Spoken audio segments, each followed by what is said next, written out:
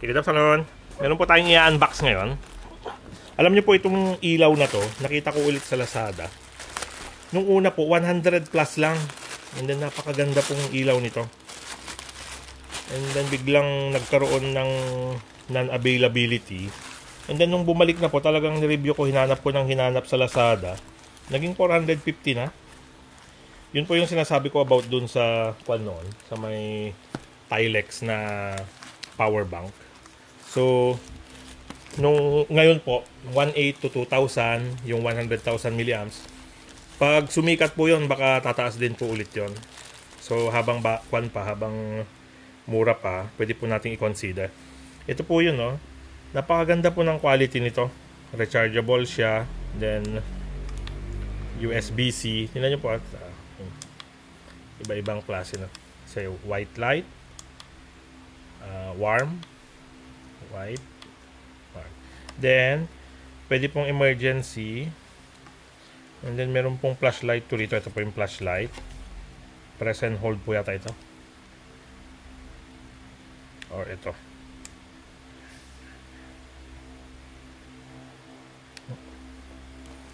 Meron pong pinipindot dito yun. Press and hold. Okay, anyway, itong B. Ito naman po, tingnan niyo po itong likod niya. Kanina po yung harap. So, ito yung harap. Ito yung likod. Then, meron pong pang emergency ito. Yan, red lang. Ilagay natin sa tail light natin pag kulang tayo sa ilaw. And then, ito pa, mixture. Ito naman po, pwede natin gamitin pag may mga trolley tayong hila-hila sa extreme weather like malakas ang ulan. So, pwede po nating ilagay ito. Ang kagandaan po nito, ang lakas po ng magnet niya. And then, meron pong ito, access para sa tripod. Kung gusto nating gawing, let's say, ilaw sa photography natin. Ayan. So, lagay natin sa tripod dito po. Hindi ko lang po masundan ulit kung paano i-on itong flashlight. Pero, baka pagsabayin ko kaya ayaw ng... Okay. Ayaw pag A and B. So, A lang. Press and hold. Ayaw. B, press and hold.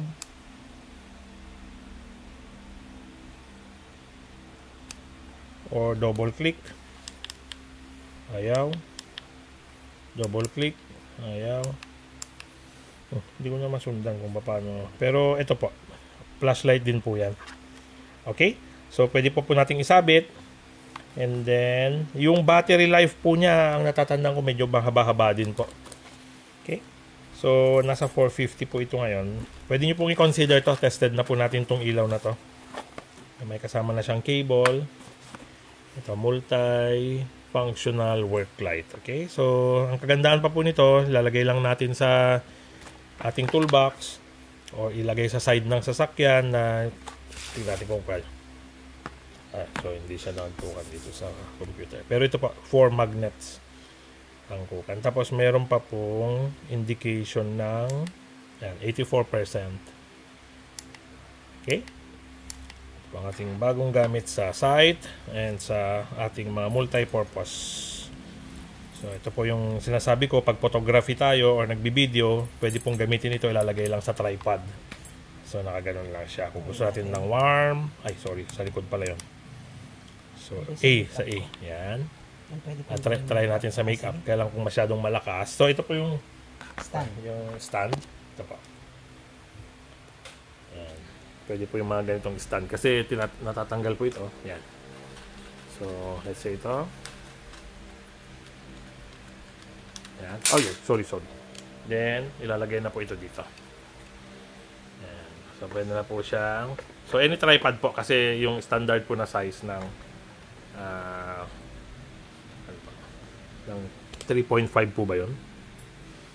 Okay, so yan po yung kanyang warm and then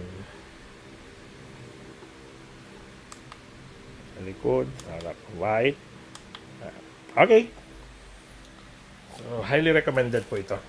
Kahit sa 450 po, talagang sulit po siya sa build quality niya and then sa kanyang performance. At tested na po natin. Okay? Salamat po!